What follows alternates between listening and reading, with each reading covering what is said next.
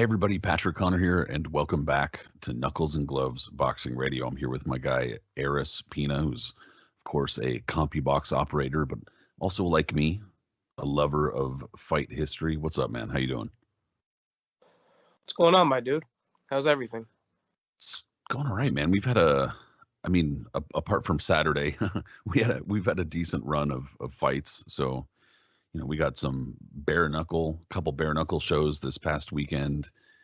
Some Those were a quote blast unquote. as always. Oh man, always fun. Had some quote unquote boxing and some actual boxing. It was eventful. Let's put it that way. The last couple weeks. Eventful is definitely the right word. A lot went on, a lot of controversy, a lot of excitement. Just another week in boxing, right?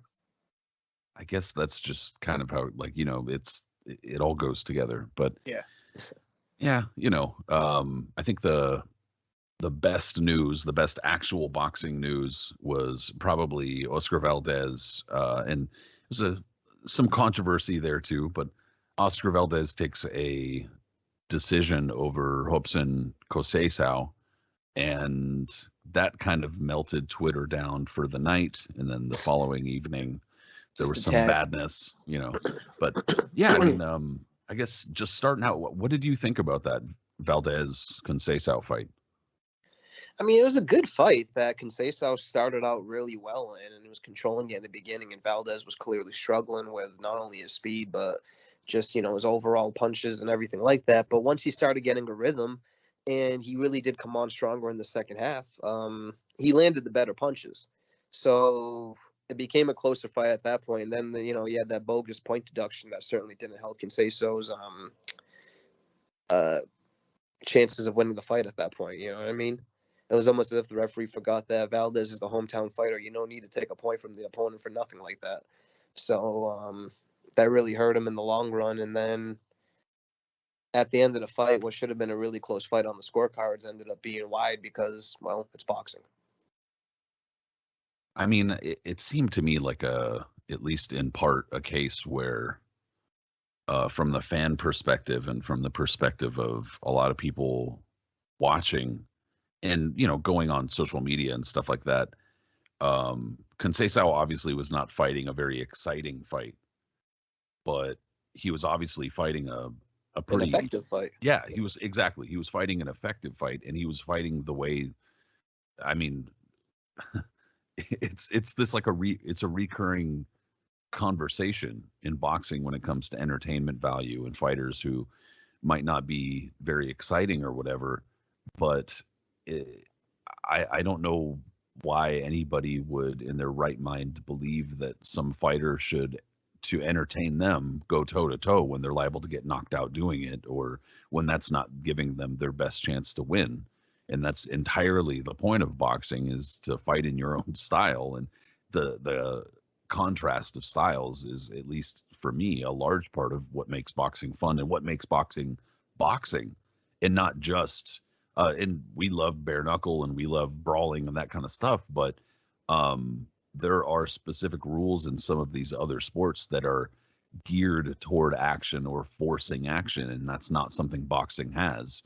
And if you're arguing that boxing should have it, I mean, I guess that's a different argument, but the fact of the matter is it doesn't. It's style versus style. And so it's the fighter who's being outboxed or the fighter who's having a difficult time. It's their responsibility to figure out how to do this shit.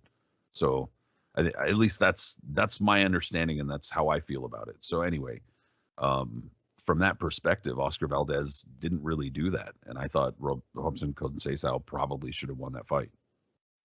A lot of people feel that way too. I wasn't really scoring it so much, but at the end of it, I had a feeling that Valdez was going to get the decision, especially when I heard the scores. But I would not have been mad if Conceição won that fight at all, because like you just said, you said it perfectly. Like, he was able to implement his style a lot better than Valdez was. And Valdez did come on, like I've said before, Valdez did come on strong. All right, he landed his share of punches at the end, and he did legitimately close the gap on that fight, but Conceição was really doing some great work. And then, of course, we haven't even mentioned all the controversy leading up to the fight. Yeah, I mean, we talked a little bit about it, but on the last show. But just in case just in case you didn't listen into the last show, or maybe you didn't catch it in the news or on the internet or whatever, basically Oscar Valdez tested positive for a substance called phentermine, and basically it's a substance that can be aided in weight loss or something similar, or used as potentially a stimulant. But the controversy around, because I say that, oh, he tested positive, and I guess the immediate thought is, well, if he tested positive, no problem. But there is, I guess, kind of a differentiation between testing positive while in competition and testing positive while maybe you don't have a fight booked, or you don't not in a training camp or something. I guess for all intents and purposes, it doesn't really matter because somebody took some substance. But in any case, the whole song and dance was that the WBC was washing their hands of the situation and saying, "Oh, you're good. We're not going to do anything. Just don't test positive again, buddy." And basically what just happened. yeah, and the Arizona Commission kind of, or it was a local tribal commission, but they held some sort of hearing, and anyway, it was as to be expected. Oscar Valdez and Robson Conceição went ahead, they fought, and yeah, and then I guess just there was some difficulty making weight for Valdez too, and I think he took a few tries to make weight, and so everything about the fight wound up being kind of controversial and disputed. And yeah, I mean, on top of that, at the end of the fight, Oscar Valdez looked like hell. Yeah, I'm not sure if he's long for the division much more, man. And I'll say this too: the ESPN broadcast, Tim Bradley in particular, were not afraid to show what they really felt, in terms of Valdez testing positive and the fallout from that. Bradley said a few words that were a little, heavy in terms of when he said that he hoped Valdez got knocked out. I mean, whether or not you agree with a broadcaster for the networks saying something like that about the fighter, you got to give Bradley credit to the fact that he wasn't afraid to speak his mind on this matter either. You definitely have to give Timmy Bradley some credit for that, and Andre Ward too. They were both. Yeah, absolutely. I'm not mean to. Yeah, every Ward. You hate Ward, bro. No, I'm just kidding. No, it's you have to give them both some credit for being willing to speak up, because speaking plainly, the vast majority of people on broadcast, commentating, whatever the case may be, are not going to speak up. They are not going to say anything bad about their network, or anything that could even suggest anything bad about their network. And I get it. You want to keep your job, and you don't want to screw up potential future jobs, but they are being willing to speak their mind in that regard is pretty important. And also, I do also kind of have to say, and I don't want to crap on what we were, the credit that they were just being given, but basically I think that part of the narrative of Oscar Valdez really taking some of those rounds, when in my opinion he didn't, those guys were really pushing some weird shit in the later rounds of that fight, where they were like, all right, yeah, look at the body language. Look at the way he's holding this or the way he's holding that. And I'm like, well, why don't you just look at the punches that are landing, bro? Don't look at the body language. Look at the punches. What are you doing? But I do have to give him credit for the other stuff. I didn't really like the way that they were calling the actual fight itself, the action in times. Absolutely, man. 90% of the time, I'm not even gonna lie. When I watch the broadcast of whether it's ESPN or DAZN, after a few rounds, I might have to mute it from just all the utter nonsense that you start hearing from the broadcasters and whatever agenda they want to push sometimes. So that is what. Yeah, when you compare Andre Ward and Tim Bradley being able to speak out, even in a kind of minimal fashion, I guess number one harks back to good old Teddy Atlas days, losing his shit on Courtney Burton versus Emmanuel Augustus scorecards in Michigan, stuff like that. It gives me a little bit of nostalgia, but also when you compare it to, like you said, some of the other networks and some of the ways that fights and fight cards are called on other networks, and it's refreshing to be able to hear some of that honesty, for sure, no question. I'm totally down with it. But when it comes to the actual fights, and the broadcast of it, I have no problem muting it after a few rounds. After want to just say sometimes it gets a little redundant or ridiculous. Yeah, I mean, and it's kind of expected. Like I said, if you're listening to any sort of broadcast, you can be reasonably sure of the kind of stuff that you're gonna hear. But regardless, it's nice from them. But I remember on the undercard last week we were saying that we were at least somewhat, interested in hearing about Nakatani versus Acosta on the undercard. Junto Nakatani versus Angela Costa. And unfortunately, it wasn't the drawn out and super exciting fight that a lot of people were wanting it to be, with Nakatani scoring a fourth round stoppage. And it basically was just Acosta's nose was in bad shape, and he just kind of caught a bad punch, I think, earlier on in the fight, which just totally fucked his nose up, dude. And that was pretty much it. Heard. I haven't even I'm gonna be honest, I haven't even watched the full fight yet. I've just kind of read a bunch of updates on it and planned on watching it this week. But from what you said exactly, it was one of the gnarliest bloody noses you've ever seen. And I think the doctor said that it wasn't like a normal one. It did something to a nerve in his nose or a vessel. Like some damage was done in there that made it excessively bleed, and that it had to be stopped because of it. Yeah, there's a couple of those Mike Weaver knockouts where he's like throwing crazy ass uppercuts, and then, I mean, Ray Mercer. Yeah, dude, there have been a number of them with just nasty nose breaks or injuries or whatever. But it was pretty good. I'm not gonna lie. Yeah, I think a lot of people were wishing for a little bit more of a back and forth fight, but it definitely was not lacking in blood. And I also, dude, I don't really blame you for not being able to catch it live, because there was so much shit going on over the weekend. Like, in general, there was like, on Friday there were 2 fight cards going on between bare knuckle and boxing, and then on Saturday there was like 3 or 4 going on at the same time.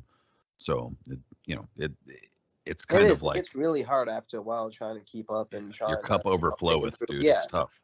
I don't have multiple different outlets that I can have everything plugged in at the same time trying to watch it all at once. Otherwise, if I did, my head would probably.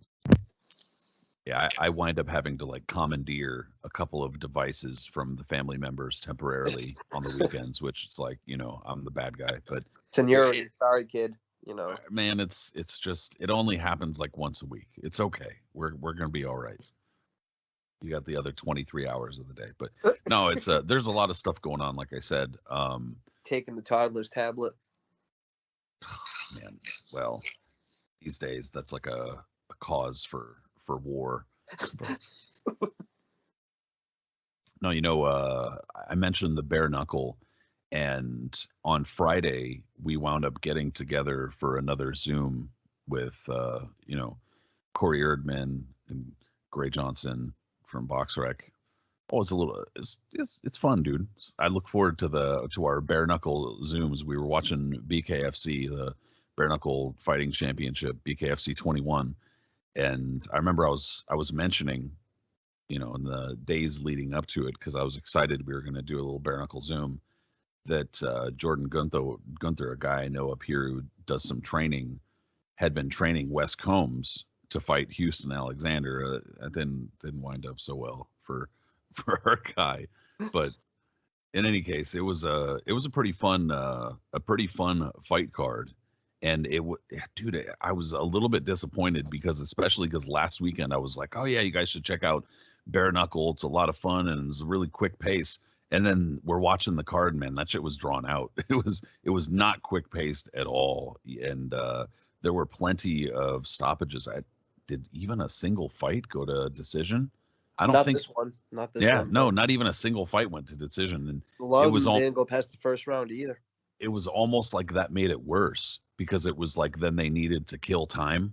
Absolutely. And part of it, dude, I get it. You know what I mean? Like, there's, because of the pandemic, they got to have time to clean up the ring and everything, and it's all good. But at the same time, having to listen to, like we were talking about, the company propaganda is a bit much when there aren't really any plans for the future, but they're like, oh, we got some great plans for the future, and just kind of like go over the same shit over and over. But exactly.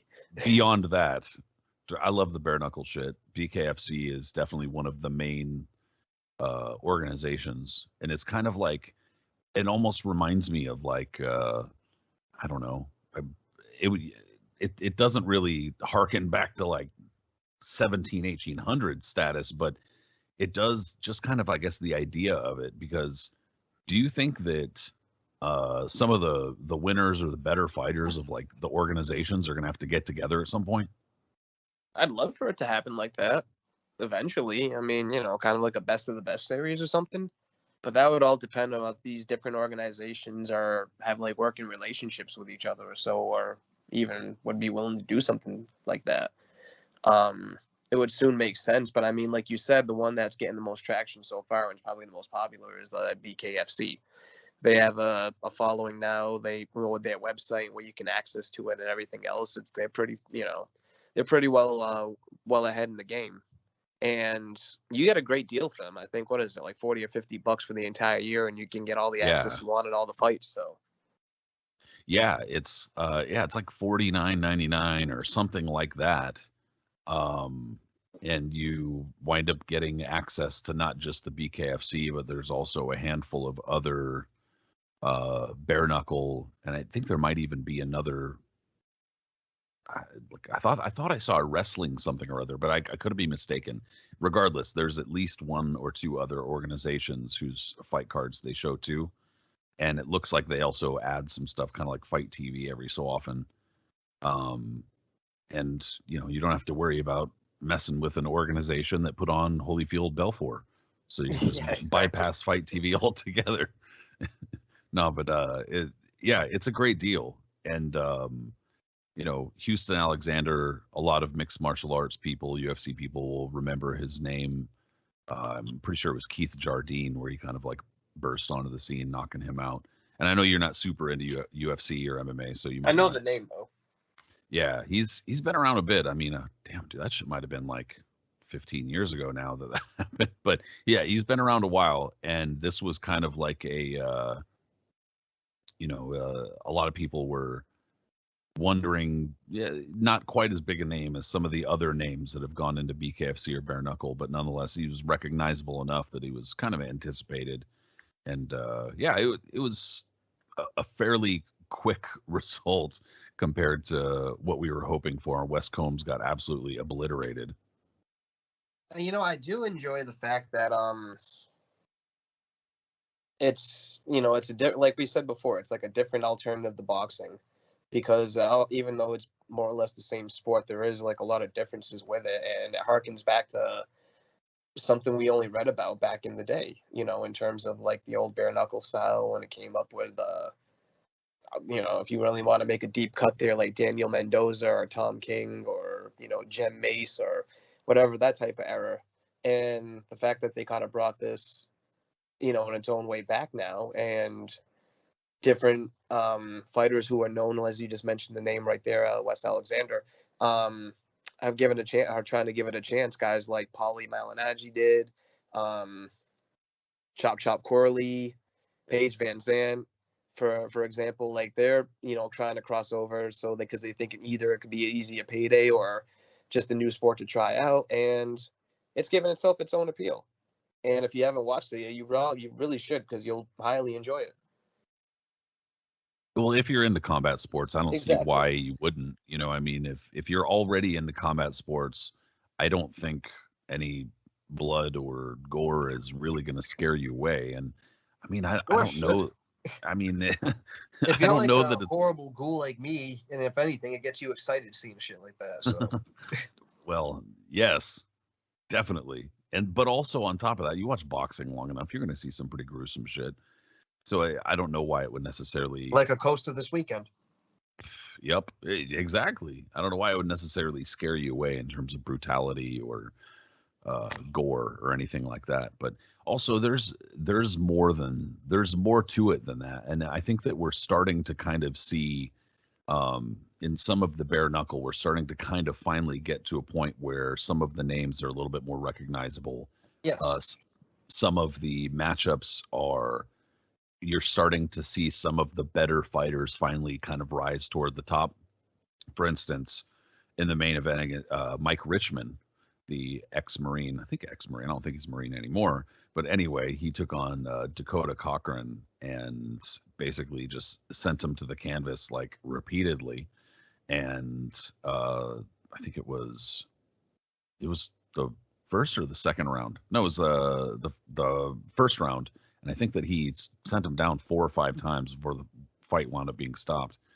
But he's, like you said, the mustache makes him look like he's straight out of like 1870 or something like that. Straight up.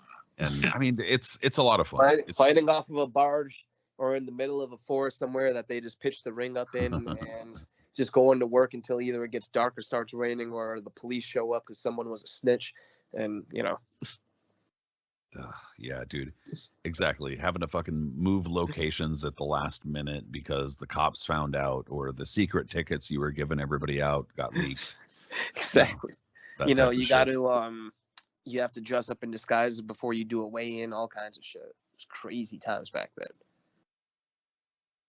Yeah, I mean, I guess since we're already on the subject, I wound up pitching a story, and it got accepted a couple of years ago, and I'm pretty sure you wound up reading it, but it was for this website OZY that, don't ever pitch stuff there. But regardless, it was a lot of fun doing research for it, because back in the 1880s in Oregon, just stone's throw from where I am right now, basically I wound up hearing about a bare knuckle fight, where in order to get tickets and in order to actually see this fight, you wound up having to meet somebody and get this secret ticket.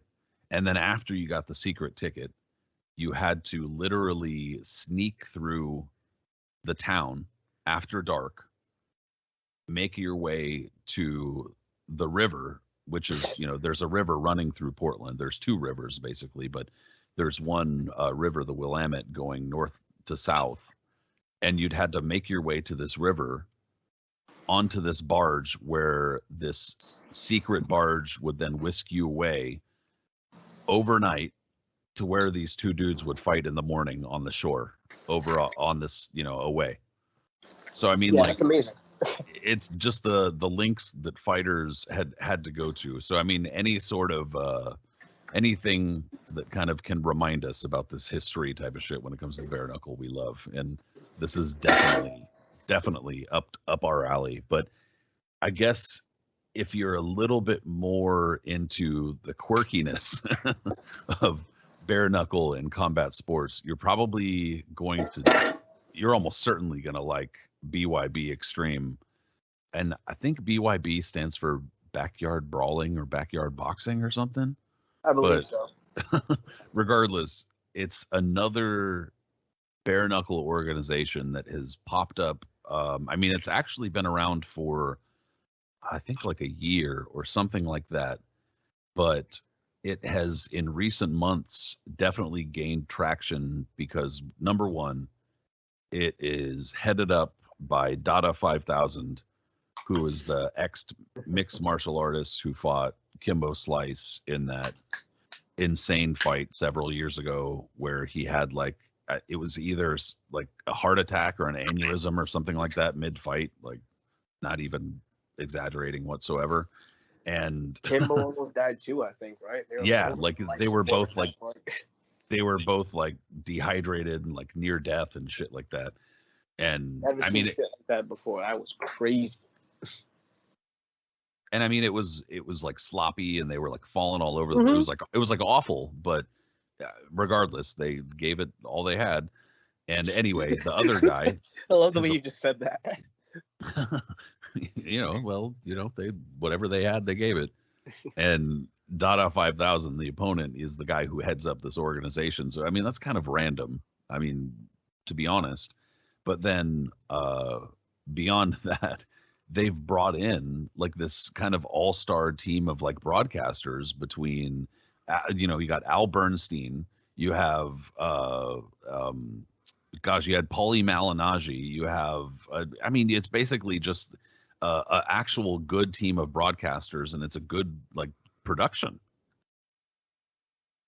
Yeah, from what I watched of it too, exactly what you said. They have a great production. The feed was clear and well. There was no like really glitches. Everything went well with it. The fights were awesome, and the commentary team is top notch. Yeah, Claudia So Trejos, yeah, that's I right. couldn't Claudia remember Trejos was on it as well, it's like drawing a blank, but and I absolutely enjoyed it, man. Like all these different ones popping up around here. Remember that show that we watched from Thailand where you caught that screen grab of the dude doing the crane kick at the end?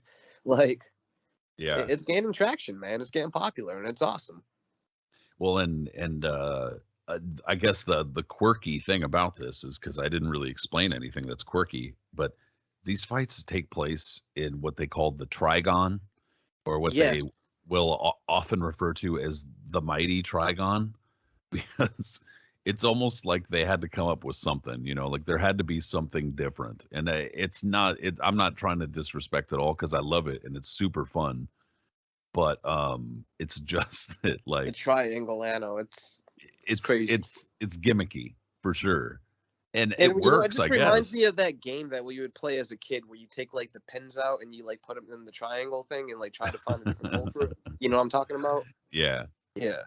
Yeah, it's just it's kind of weird, and it kind of seems unnecessary. Like you I'm could used to the just, circle thing that they have in BKFC, I guess. yeah, or you could just have a ring or a circle or something and whatever. It's not that big a deal, but regardless, it's still fun. It's still bare knuckle, and it's still, yeah, And it's I forgot to mention the other thing too that like makes it a really good old school feel for BKFC is the fact that they get that their championships are the Police Gazette title.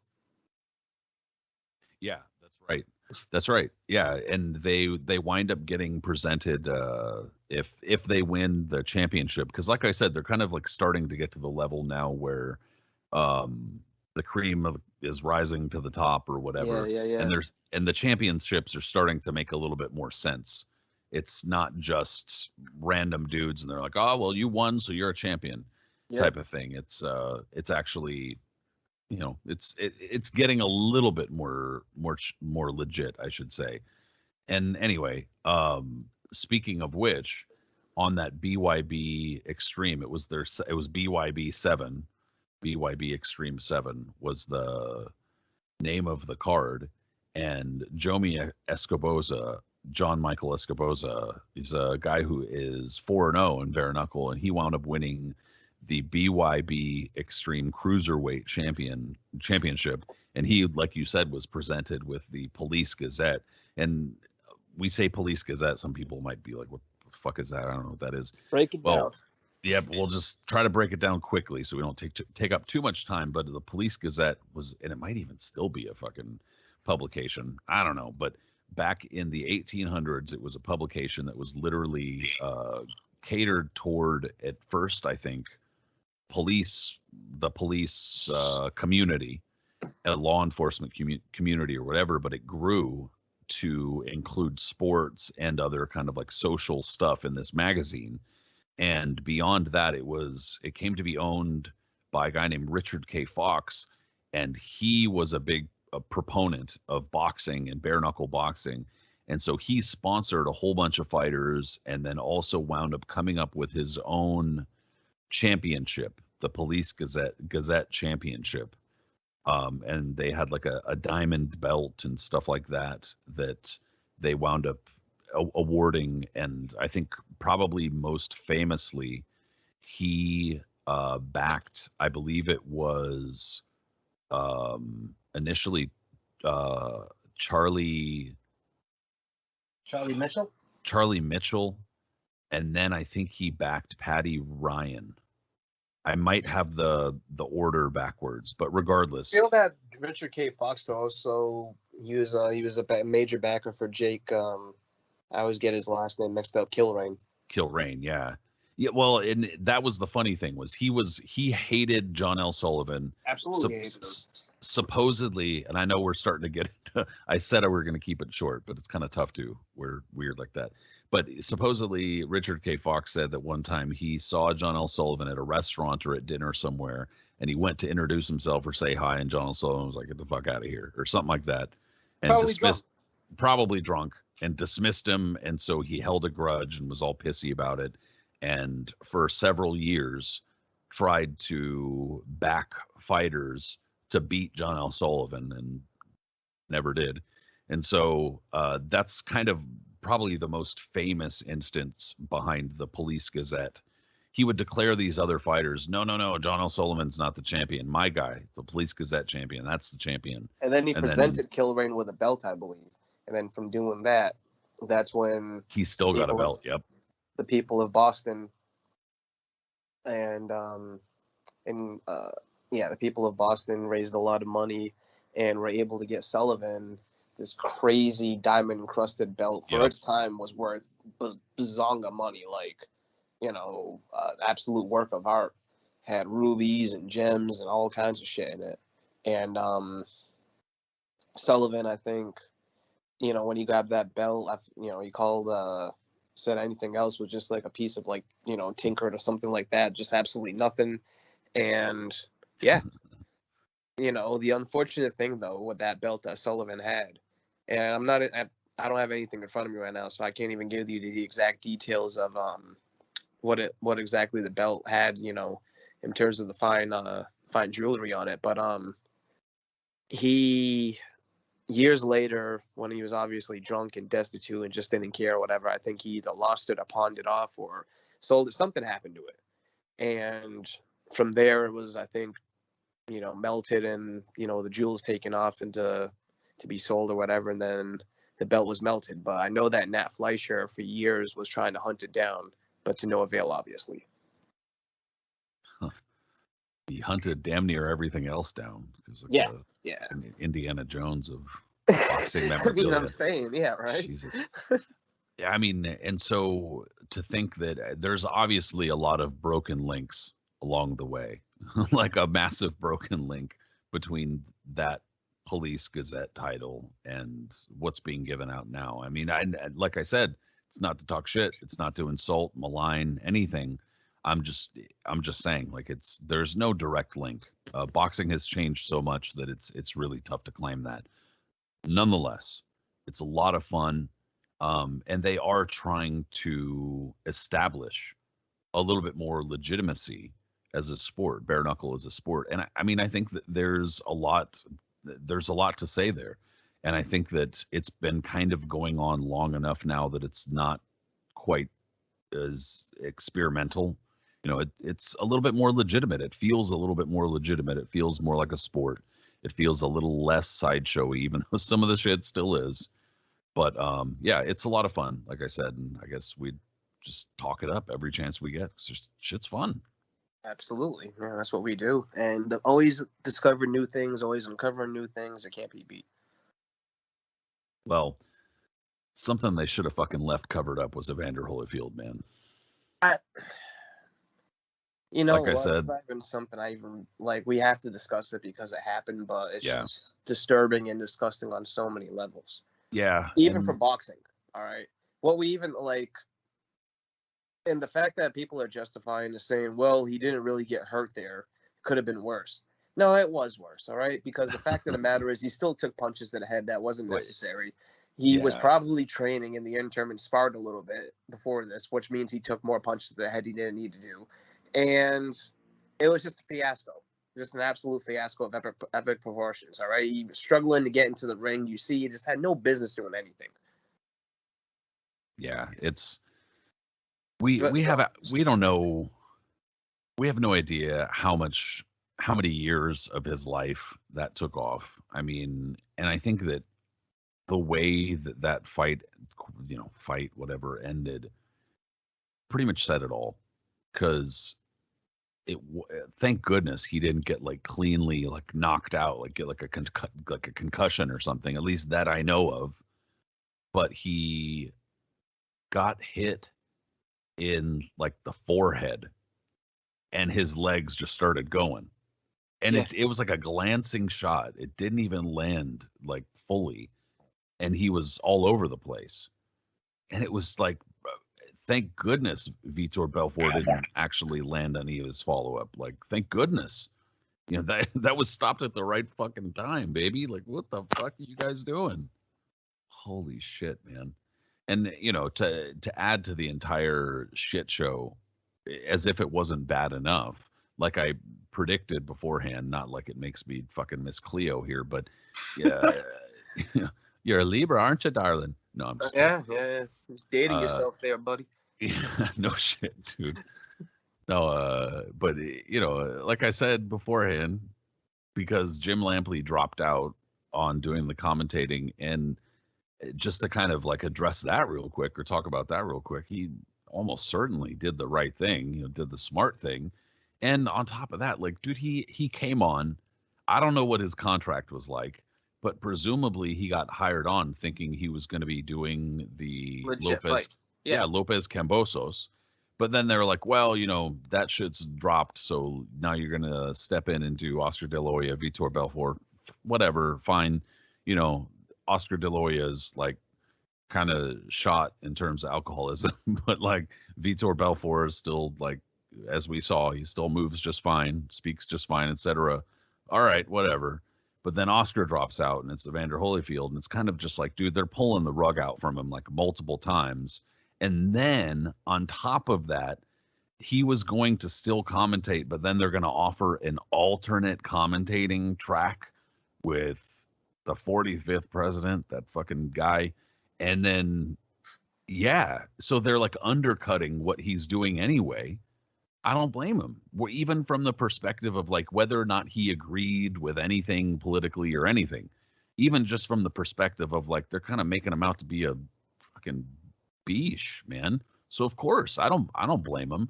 But then as soon as he dropped out, like I predicted, I was like, dude, well, they're gonna move this fucking guy up. And sure enough, he was there the whole time. It's like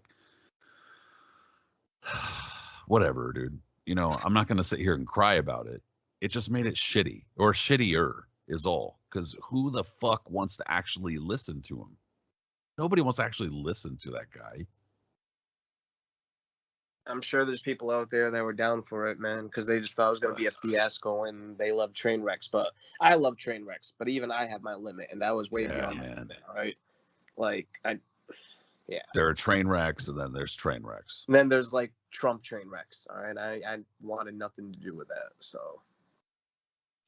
Yeah, and I mean... Have I seen the Holyfield fight since then? Yes. I mean, how could no one? That's been replayed all over everybody's timeline. Yeah.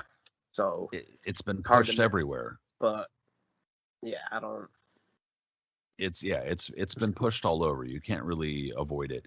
And I was hoping that I was kind of like, all right, well, at the very least, you have the the Jono Carroll, Andy Vences fight, like that's going to be.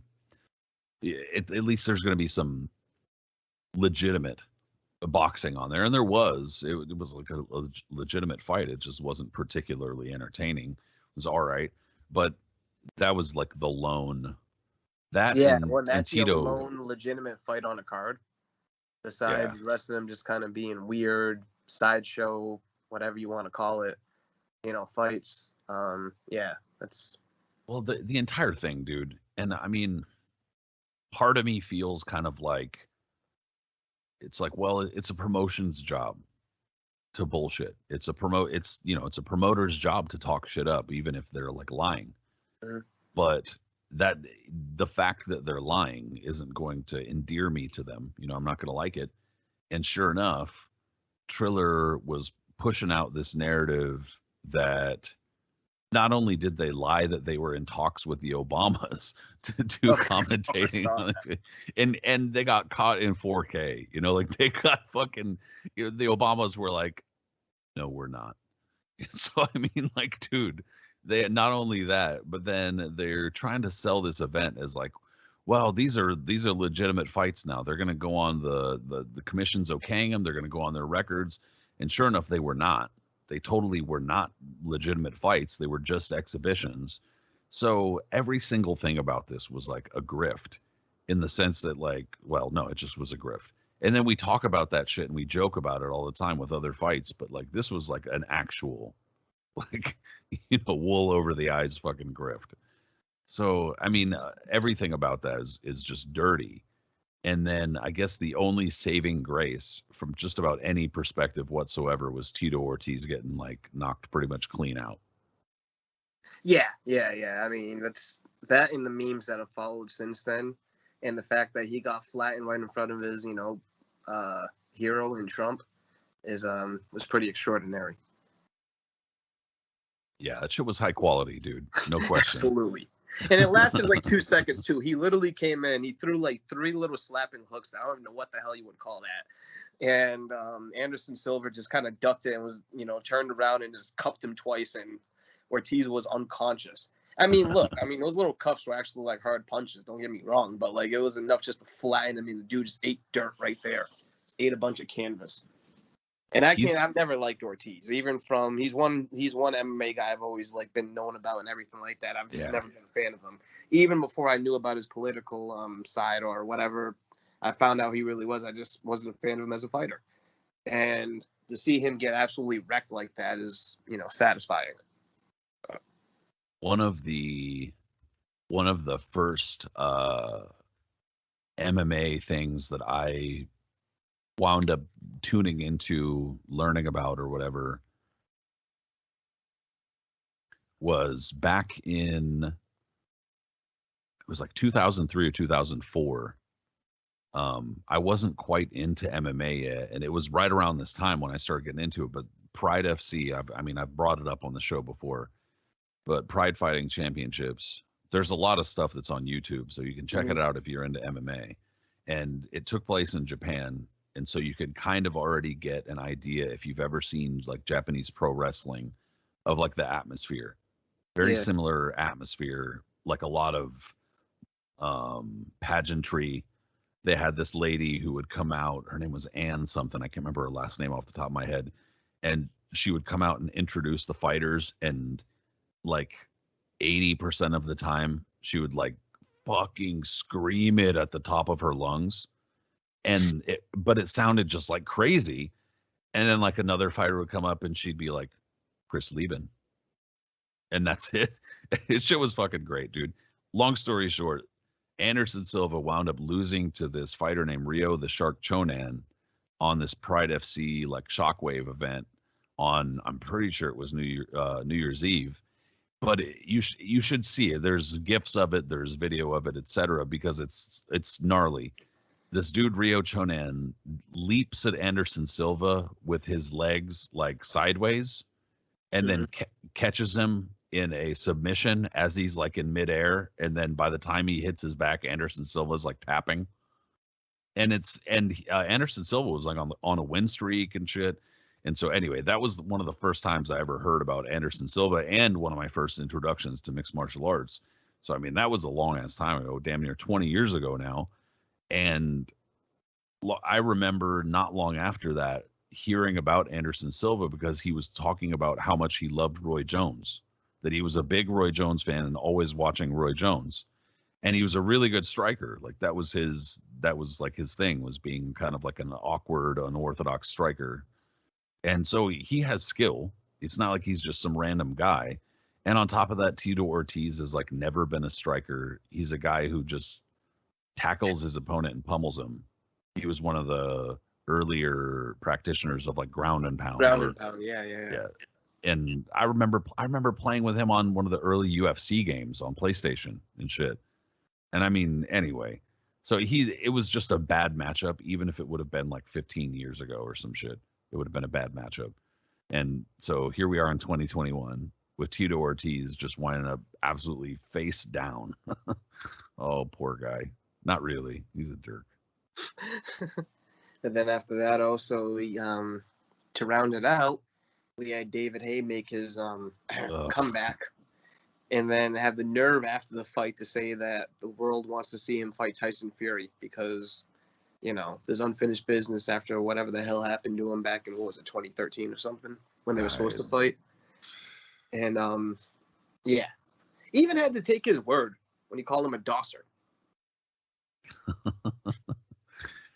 So, yeah, I mean, I don't even know what to say, man. Like, David Haye has been out of the game for a little bit, and even when he was in the game, the last time he was in the game, his legs looked horrible.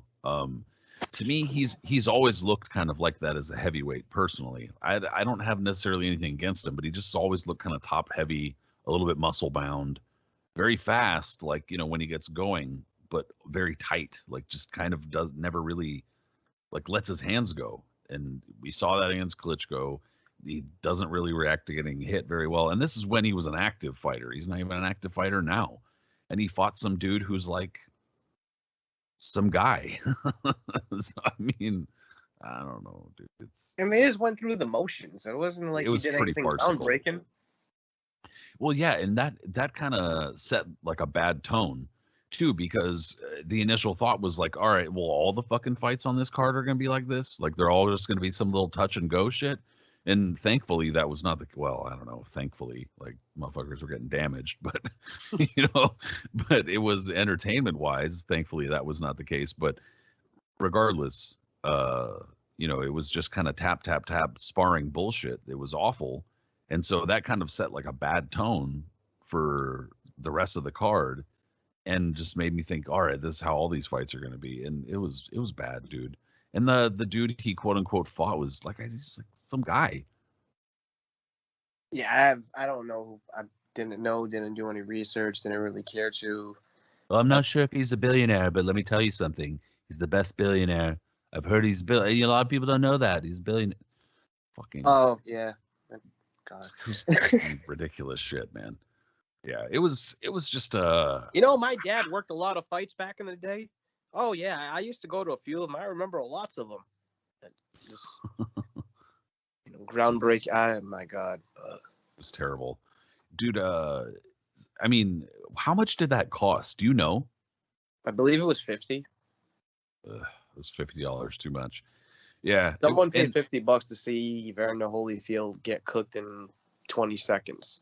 Well, straight up, dude. I mean, if we're talking plainly here, the musical acts, and I didn't even hear who they were because I had I was just watching it. I didn't want to hear it at all, so I had it muted. But then I turned on the musical acts a few times, and I was like, all right, I want to hear what's going on, and it wasn't good. Like the quality wasn't good, and then I also was unfamiliar with who they were. So to me, it was kind of like as if they blew their wad, like on those other shows. You know what I'm saying? Like they had Snoop, they had like all these people, or like Puff and Herb, all sorts of shit. And then now, like on this show's like lame ass fucking, just not as fun. The musical acts are kind of weak. The fucking fights are weak. And so there just wasn't like the same kind of energy and shit as the other shows. So to me, it kind of has a feeling of like they're possibly and most certainly not going to be around for that much longer. I mean, I'll say this though, their show for tomorrow is looking pretty promising. What show? The one that they have, I believe it's gonna be the Triller, the one that they have Fat Joe going against Oh, well, oh yeah, well, it sounds like they that is tomorrow, isn't it?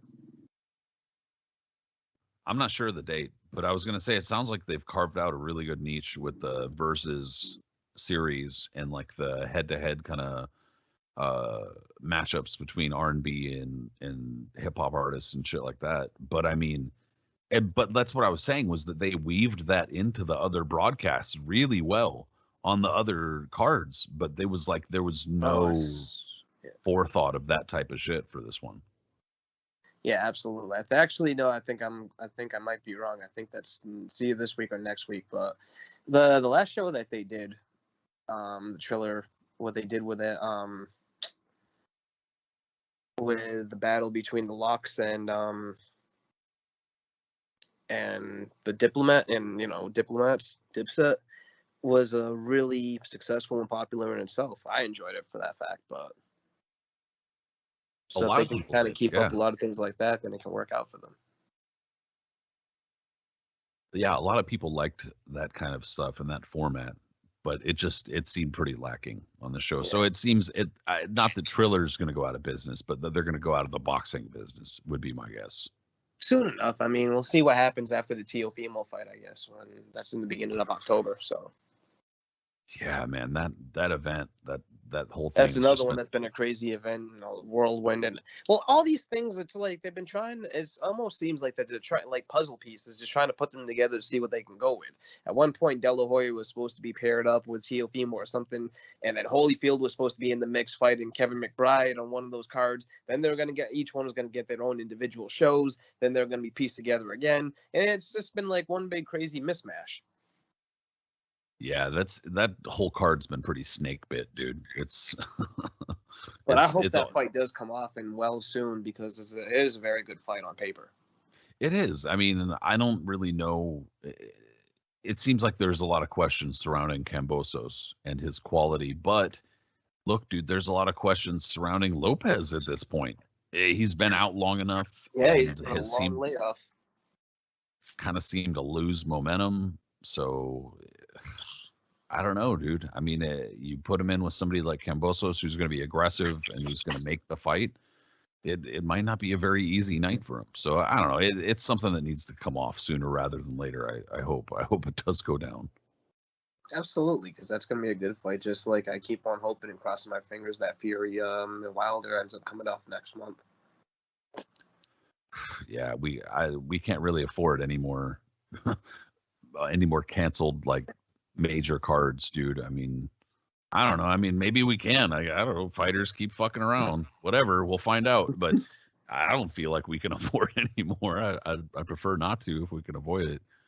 But uh, there's not really, unfortunately, a whole lot going on this weekend. It's mostly some kind of like lower level cards, or I mean, I'm not trying to talk trash on anybody. I'm just saying there's nothing really very notable going on this weekend. So that being said, that leaves the boxing history. At least we're not real big fans of it, but I guess we'll if we twist our arm, we'll talk a little bit about it, right? I guess so. I mean, if we must. Failed comebacks, whatever. Yeah, failed comebacks, dude. We're talking about failed comebacks because when we talk boxing history, we try to make it at least somewhat relevant to the stuff that's going on now. At the very least, we can hook in more people that way and get them to kind of relate what's going on now to other instances or examples from history. So we're talking failed comebacks and fighters who did their damnedest and just could not make it back up the mountain.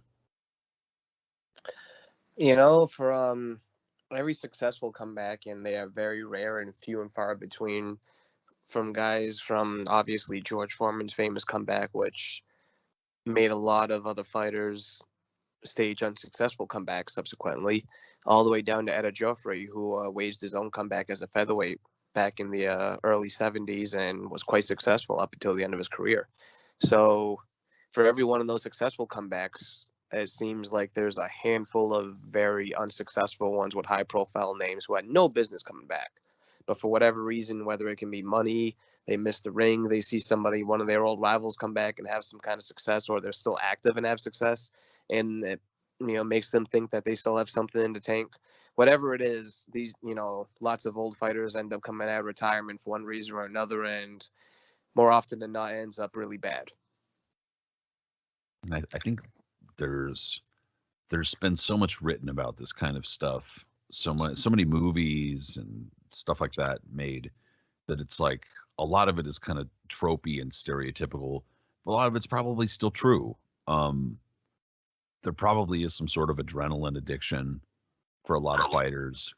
And that's why you also see, we've talked about this somewhat recently, a lot of fighters who like ride motorcycles and shit like that, and some who have died riding motorcycles because they were just like thrill seekers, adrenaline junkies. But also fighters, I think, also become maybe a little bit addicted to the attention and the love, the roar of the crowd, etc. But then there's the element of when people retire and getting bored and feeling useless and feeling like they need to do something, and then just being in the gym. Like a lot of fighters, even when they retire, they're still around boxing, and that shit's like being going sober and like working as a bartender or something. So I mean, it's there are so many things that prevent fighters from staying retired. that it's like a stereotype. It's some shit that you see in a sitcom, you know. But anyway. Yeah, I mean, it's most boxing movies, if it's not a comedy, is usually based around an old pug trying to come back, or old washed up fighter and, dealing with his afterlife after his career or something. It's always some kind of depressing thing. Yeah, for sure. I mean, I think that probably one of the comebacks that is, I guess, more painful for me, because I'm like a massive fan. He's my favorite fighter. Was during his comeback in the late 90s. Like, he kind of slow played it, so I'll give him a little bit of credit for slow playing it a bit, but at the same time he took on some fucking scrubs. That was Tommy Hearns before he wound up losing to Uriah Grant. Yeah. And he wound up picking up the IBO cruiserweight title, which at the time was definitely, even now, is not very well thought of. It's not considered a major title to the point where you would need it to be undisputed. They really tried to make it like it is, though. You know what I mean? And the fact that all these guys like Fury and other fighters who have that belt will pose with it with the other straps doesn't help. No. And whatever. I mean, I guess whatever's meaningful for a fighter, I'm not going to like trash, but at the same time, trying to claim it as if it's some sort of accomplishment historically is like, it's kind of thin. Mm-hmm. So, I mean, you had Tommy Hearns picking up the IBO cruiserweight title against Nate Miller. And then, like I said, he kind of slow played the comeback because he wasn't supposed to win. That was a fight that I remember when that was made, not to cut you out really quick, but that was a fight that a lot of people were worried about, because even though Miller was kind of a little past himself, he wasn't far from removed from being WBA cruiserweight champion himself. Right.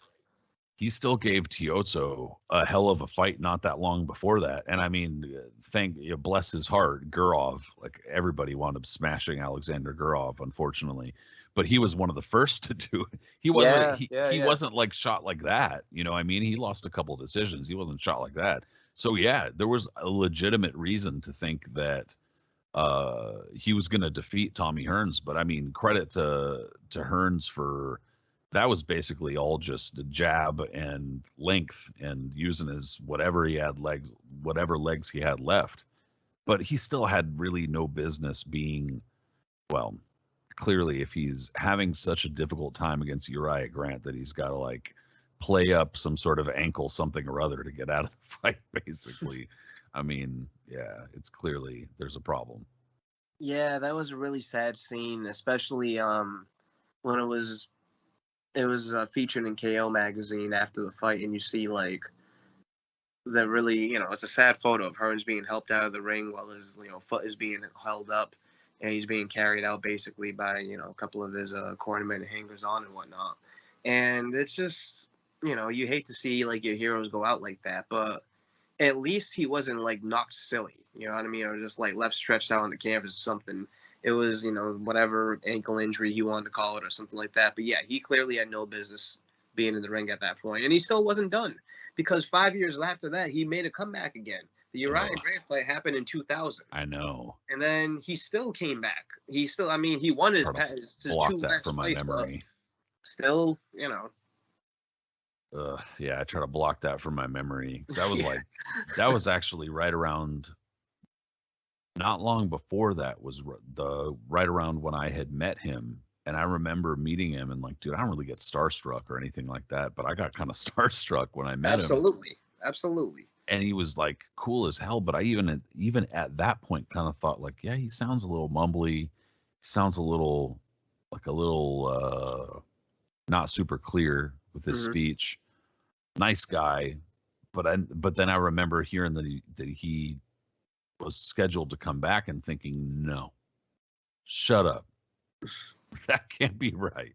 For sure. Holy shit. Well, I mean, yeah, that was just sad, to see a fighter that's clearly that great, just going out.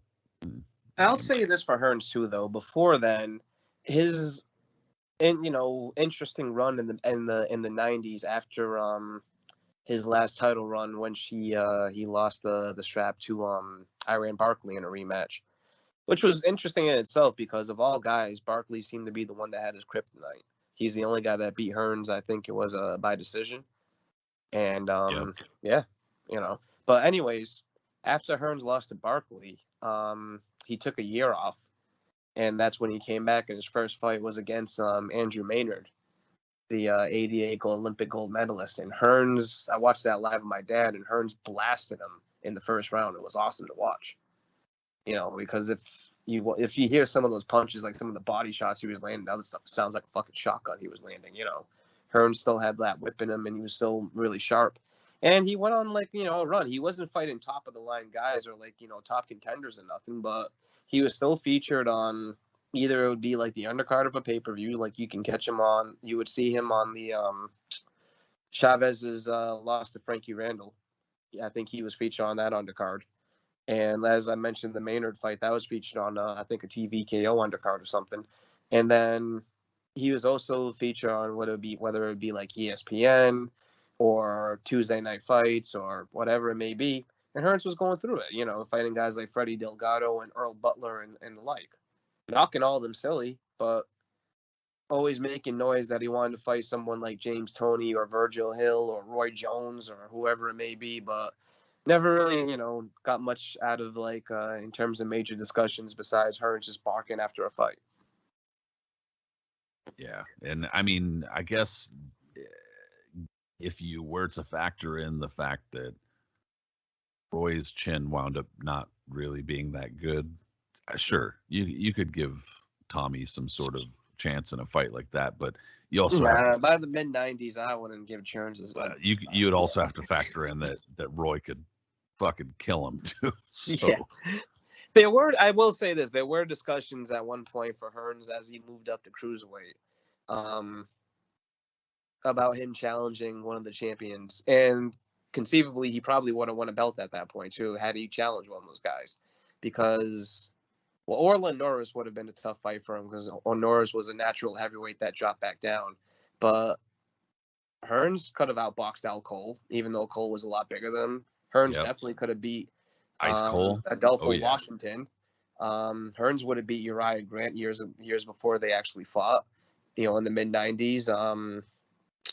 Whoever else was champion around that time, Anselette Wamba. I'm really throwing a random name out there, but those are guys that Hearns was, at one time or another in possible talks to be fighting. It was always talked about in the back of a Ring magazine.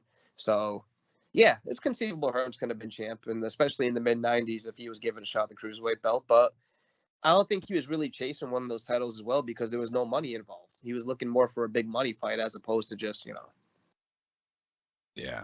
Well, and between Hearns, Benitez, and not at this point, but earlier, Hearns, Benitez, and Ray Leonard, it was like a race to see who could win titles in the most divisions. Yeah, exactly. And then it was like when Tommy hit cruiserweight, Ray was like, yeah, I'm not going up there. Yeah. That ain't happening. Well, I mean, Ray just did not have that type of height or build for that. He was that, the fact that when he tried to have that weird fight between super middleweight and light heavyweight with Daniel Lalonde really showed you how small he really was. And also showed you how ridiculous the WBC is willing to be. They were willing to be for, and bend over and do something for a guy. Absolutely. Yeah, pretty ridiculous. I mean, as if that's not going on today. It's pretty much the exact same shit. But, it's that kind of race, that little three-way race between Benitez and then Ray Leonard and Hearns it's fun times. And sure. Gosh, that was a good one. I think Ray Leonard and Tommy Hearns, I think both have titles in the same amount of divisions, if I'm not mistaken. 5 divisions. Regardless, doesn't really matter. But anyway, to see Tommy Hearns go out like that in a comeback it sucked. Absolutely. To talk about really bad ones, one obviously I was going to bring up would be Jerry Quarry. That might be the saddest one of all. Ugh, yeah. Yeah. And the thing about Quarry, if you listen to the show, or obviously you probably know his history, and how young he was when he passed away, and all the terrible issues he dealt with later on in life with, CT and dementia, all kinds of various things. Him and his brother Mike, for that matter. But Quarry had actually a few different comebacks. Everyone usually associates his one from like his last fight around 1992, but he was more of like a stop and go thing. He was always a popular guy. One of the top contenders of the era, and always a person who's like mentioned for heavyweights who never won a championship, or fighters who never won a championship for that matter. And there's always been a small contingent of people who wish that Jerry Quarry would be in the Hall of Fame.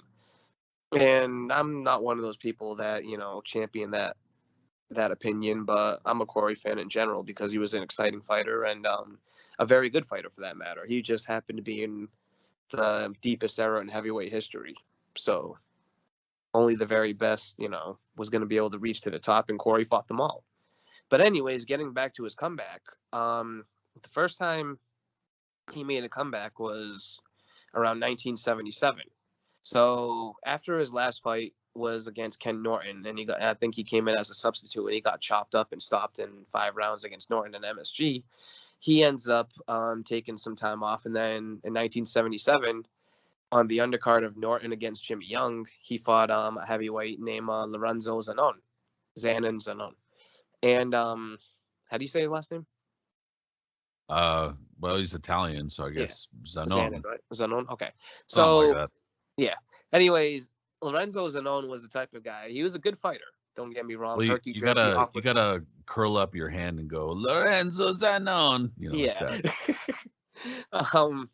He was a good fighter with an awkward style and everything like that, and a nice jab. But he was also a guy that a stiff breeze will knock him out. Like the type of dude that he makes Tommy Morrison look like Jake LaMotta. Anyways, when he fought Jerry Quarry, he was beating the hell out of Quarry. The fight's on YouTube, and if you want to look it up, it's pretty sad to watch. But he was winning every single second of every round. It wasn't close at all. Quarry looked awful. He was ponderous, couldn't block a punch, slow, missed everything, whatever. And Zanon was just hitting him like it was a double-end bag. But in round 9, Quarry finally broke through, caught Zanon, who, like I mentioned, couldn't take a punch, and flattened him. Afterwards, Quarry was interviewed and said he was so disgusted with himself about his performance that he retired right away again. Then fast forward into the 80s. He comes back again, and he had a couple of fights in 1983. I don't know the full details again on all the fights that exactly went down, but there was an article in a Ring magazine about a giant fiasco beforehand of one of the fights he was supposed to have. He got into it with the promoter of a show or something, either about money or a woman or whatever it may be, and he got punched in the head by someone with a ring and suffered a cut, and it was just a giant shit show. Anyways, it was crazy. It just, but he ended up going through with the fight and ended up winning, and then he had another fight after that, which he won as well. At that point, he was already showing issues, and probably had no business being anywhere near an arena, ring, anything, let alone trying to get into a fight again. But the fight that, a lot of people remember, and the saddest one of all, was back in 1992, where he fought some scrub named Ron Cranmer. And for 6 rounds in Colorado, got his head absolutely bashed in badly for like a payment of like $1,000 or something like that. Like, it was pathetic. You know what I mean? He had his teeth completely knocked out. He was just knocked silly all over the place, had nothing, couldn't move, couldn't block a punch. The only thing he had left was his heart and his chin, and that's what kept him up. And that was really the one that like pushed him ahead for the damage he suffered only a few years later. When we talked about this before, but George Foreman's comeback inspired so many fighters to try to make a comeback. Exactly, and that was Jerry Foreman Quarry that did that. Yeah, Jerry Quarry was one of them, unfortunately. And a lot of fighters thought that, George Foreman, number one, was an anomaly, period. But also his style, and it's not like he took I guess he could have comparatively taken a pretty fair amount of punishment, but there weren't a lot of fights where he was like got his ass kicked during the first portion of his career, like in a sustained beating or something like that. It happened like 3 times out of like 50 or something. Yeah. So that's not that much, compared to a lot of other fighters.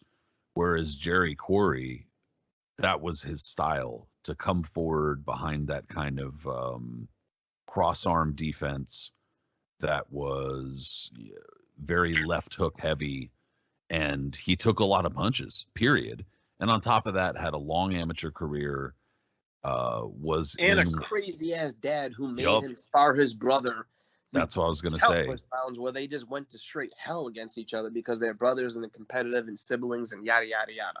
And that's what I was gonna say, was he was a member of one of those like stereotypical boxing families where the dad is overbearing and presumably psychopath is what he was. Presumably living vicariously through a child, and then forcing them through shit that they probably don't want to go through. And then he had 2 other Quarry brothers. never quits. Yeah, probably. That was exactly what he would make them say. He put them through torture, all this other crazy shit. He had the type of dude who his family was just moving all over the country from one Dust Bowl place to another. He had tough luck, really dirtily tatted against his knuckles. Just a really rugged, tough dude who didn't know anything else except boxing and just put his kids through torture for it because there was nothing else they could do. I mean, dude, between Sean O'Grady's dad, Pat O'Grady, Jerry, Mike, and Bobby Quarry's dad, and Freddie Roach's dad, Paul Roach. I mean, already we have a really bad track record with Irish fighting fathers here. This is bad. So maybe we shouldn't have Irish fathers training or managing several children anymore in boxing, but that's just maybe an idea. And take that from an Irishman too. Take that from Patrick McConnor. But no, dude, it's sad too. There are other fighting families where this has been the case. Like we've brought him up before, but another famous one is Wilfred Benitez, and he had, I think, 2 or 3 other brothers, where all of them wound up messed up very young because they had an overbearing father, Gregorio Benitez, who built a gym at their house, had them training like, hours every day from a very young age. Jerry Quarry had a lot of amateur fights, from a fairly young age, etc. So there's kind of a pattern here a lot of the time. And obviously there's not always a magical formula for fighters getting CTE or punch drunk or whatever you want to call it. But there does seem to kind of be a common thread where it's like the longer you're getting hit in the head, the longer your career is as far as getting hit in the head, like the worse off it's going to be for you later on.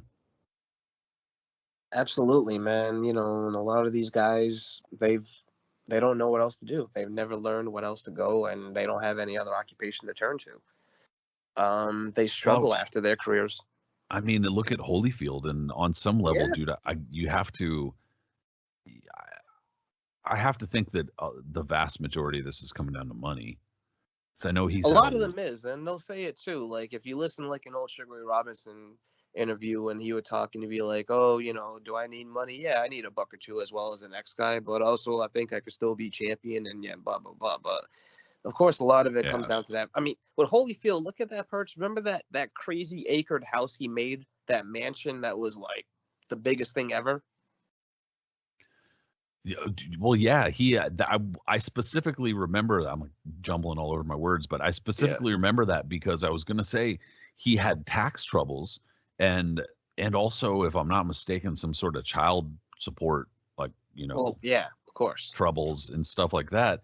But then when that had popped up in the early 2000s, or it had gotten more prominent or whatever, I remember him doing like a photo shoot or something like that at his house and thinking, bro, you live in a massive like Atlanta mansion.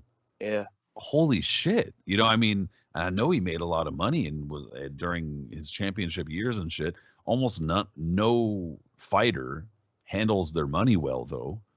But then, I mean, like, that type of shit is just like, it's disheartening to me, and not to go on too much of a tangent, but when I see like young fighters now and they're on their Instagram posting like a fleet of like 12 cars that are like rare or something like that, I'm just shaking my head thinking like, oh fuck, dude. Because I mean, like, that's the type of shit where it's like you're literally gonna have to like build a garage or something like that just to house these fucking things, and they're just gonna like sit there, and the value of this kind of shit just like goes down. It's a bad investment. I'm not trying to, god damn on my father. Holy shit on my father. But nonetheless, dude, it's really bad money handling. It's really bad money handling. So you got to think that a lot of these comebacks are just have so much to do with the financial situation of these fighters. It's that, and exactly. They think, what's the easiest way I can make a buck? You know, I can go back into the ring because I still have a name. And there's always some scumbag out there that's going to be able to whisper in your ear and convince you that you still have it. Like they did with Quarry, like they've done with countless other fighters in the past. Oh, yeah, you know, Foreman did it. You can do it. We can build this into something big over here. Blah, blah, blah, blah. Don't worry about it. Guy has no money, doesn't have any ambitions to do nothing, puts on some bullshit fight in a place where they have either no commission whatsoever or some flim-flam, nothing, where you just give them $50 and they'll give you a fake-ass, you know, Fugazi commission. You know what I'm saying? So, like a license, I mean. And, yeah, you're liable to go out there. No one's going to worry about it. And in front of 300 people, you're going to get knocked around. And you can end up like Quarry or Greg Page or who knows. Another one that I can bring up too, just because we're on that same file, is Ernie Shavers. That's a random one that people kind of sometimes you might forget about. But Shavers actually made a crazy comeback, as did a lot of guys in the 90s. That's true. Yeah. A lot of people forget about that shit. And I mean, he's pretty old, but even somewhat recent photos of him, he looks like somebody he still looks like somebody you wouldn't fuck with. It's because of the bald head, man. I'm telling you, the bald head, they make you look ageless. For instance, one of the greatest drummers that ever lived, Roy Haynes, is 95 years old now, 95, 96. And up until a few years ago, he wasn't even rocking a beard. So he didn't look his age. Plus, he would still be able to play the drums like a 20-year-old. But I mean, he didn't look his age at all. You know, the whole just something about the Kojak look, man. Oh shit. Well, if you let the hair grow out, then I'm sure it can, you know, you show your age a little bit. But from there, who knows? Angela Shavers always being a stocky dude who just has hands the size of dictionaries. Yeah, when I see photos of him, I'm like, holy shit, that guy's just a truck. Yeah, just, you know, even if he's older now, do you really want to test him? Absolutely not. Get a flashback to Larry Holmes or Jimmy Ellis or something, and there goes your head down the block. Yeah, exactly that uppercut he hit Jimmy Ellis with, where he boop, you know, his afro goes flying and shit. Shit was all poor guy. Nah, Ellis was literally swimming on the canvas. If you saw the way his body was moving. Yeah, he's all sideways and shit. Yeah, he was just wading around like he was like doing the dog paddle in the water. Oh man, I think I even scheduled an Ernie Shavers knockout for the boxing history page today, so it should be fun. But yeah, Ernie Shavers is like Ernie Shavers fought throughout most of the 80s, not all of it, but up until around the early 80s, and he had one off in 1987, right?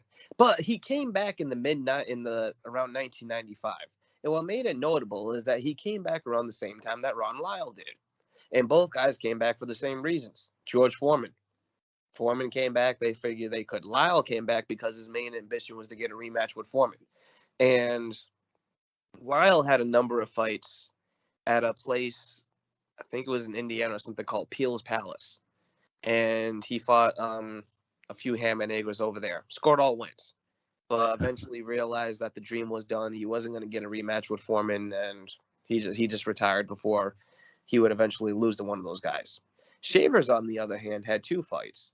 He first came back against a guy by the name of Brian Morgan, who just, you know, had one of those win records of like 5 wins and 25 losses or something, and won a decision.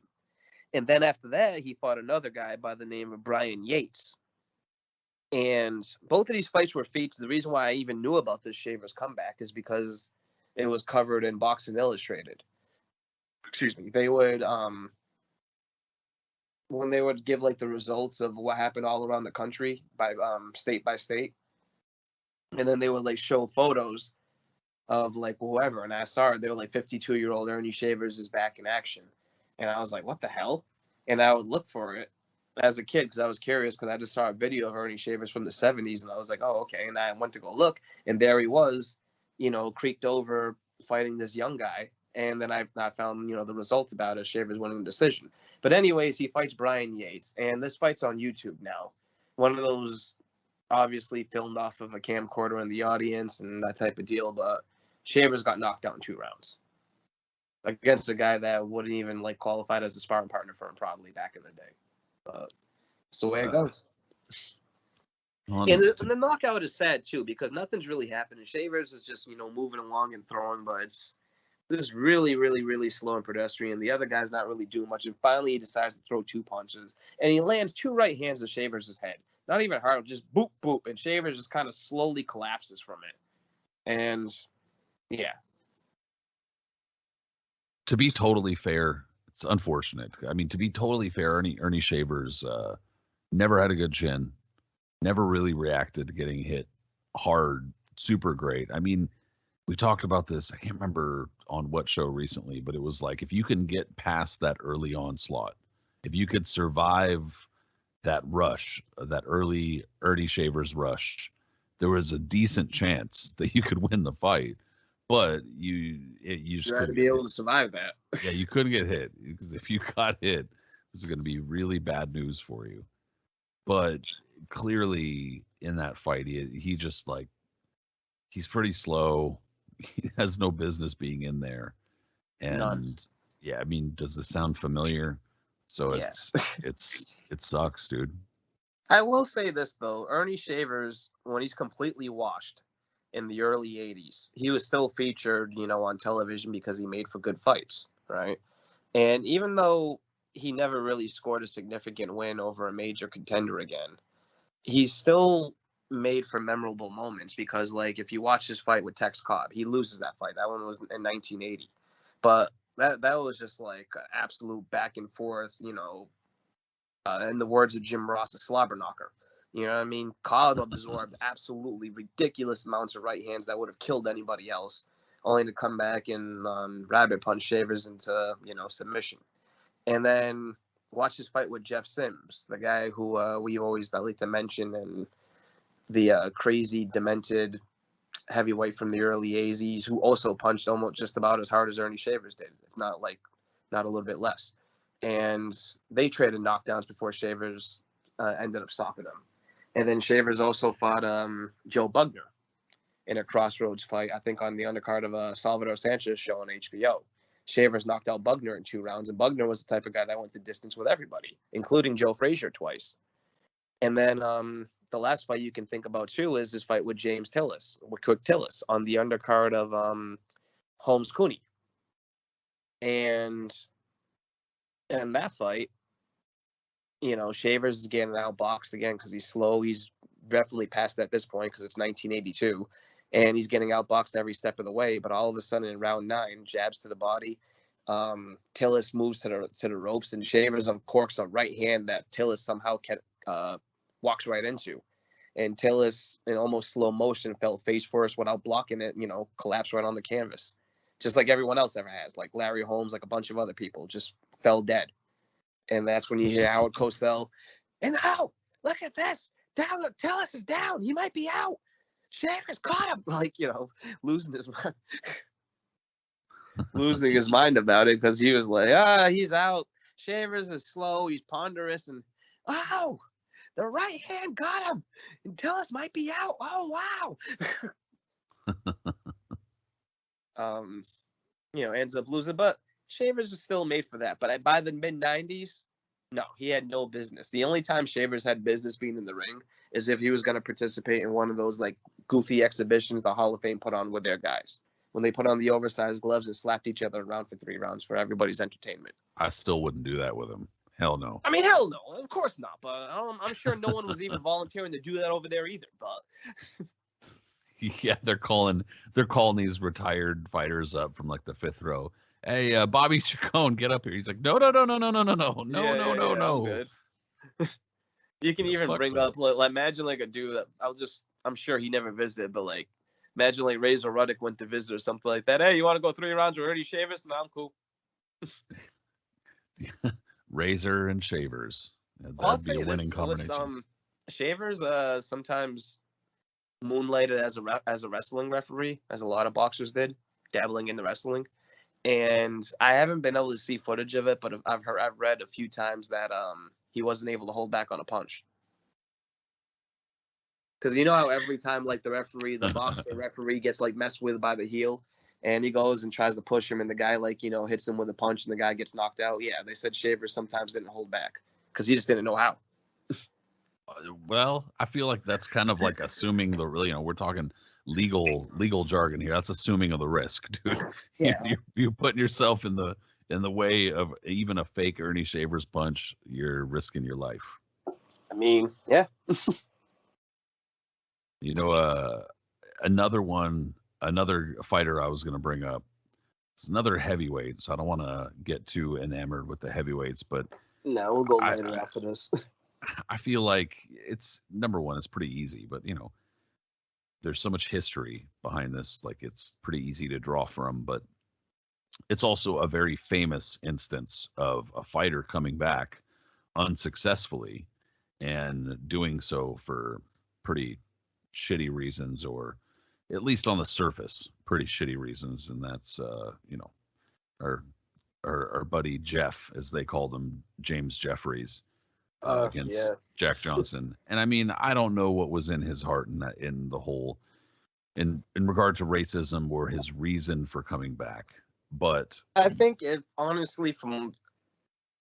you hear it enough from enough people and everybody is crowing in your ear and you basically have the entire country begging you to do it, I'm sure he felt compelled enough to be like, yeah, it's up to me.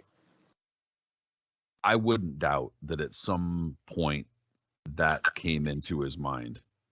And it certainly seemed like at the very least he held some kind of contempt for Jack Johnson, whether that was because he held the crown that Jack Johnson held the crown that James Jeffries used to hold, and he's just bitter because it's a new guy, or whether he was mad because Jack Johnson's black, I really couldn't say. But obviously that wound up playing a role in the narrative of the fight and why he was coming back. I mean, Jeffries was retired for a while though too. There was already 2 champions in the interim before Johnson came around, so it wasn't like this had just happened the other day. Well, and on top of that, it wasn't like, it was almost as if, dude, it's a very strange, the way a lot of this shit went down was really strange, because he retired after beating Jack Monroe in 1904, but then after he retired, he referees the fight against Marvin Hart and Jack Root. Yep. And then he's the one who, after the fight, basically declares the winner and endorses the winner as the next champion. And then, like, the next day goes to the paper and he's like, no, I never said that. And it was like, what, dude? What? That's kind of douchey, bro. But that's how, I mean, that's how history remembers the line of champions.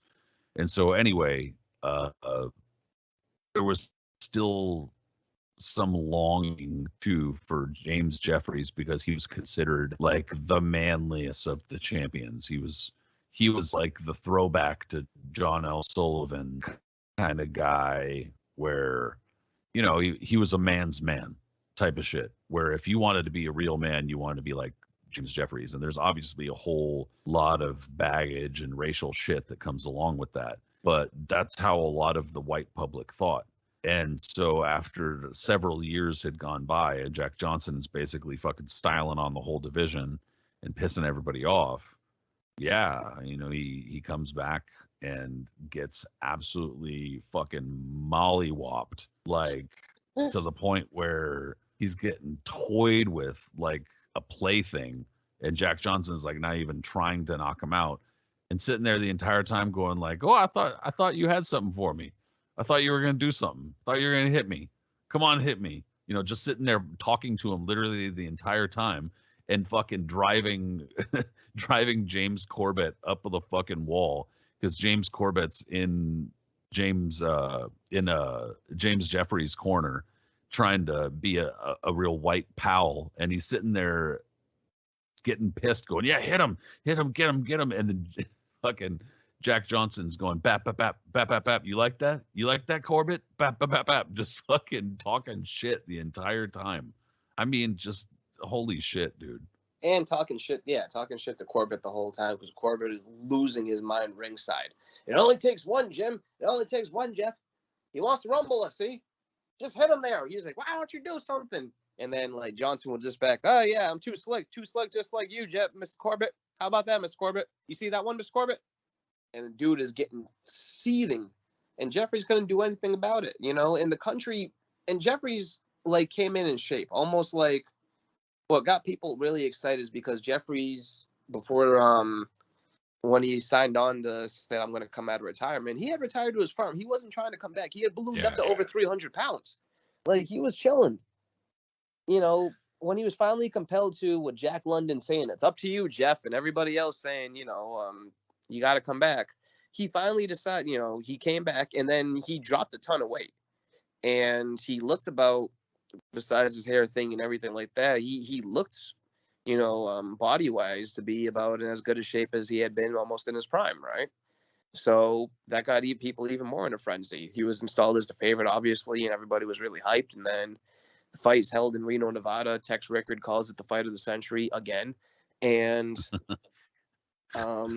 yeah, by then it's like the third fight of the century already. Yeah. In a span of like 5 years. So, and Johnson proceeded to just put a whooping on him.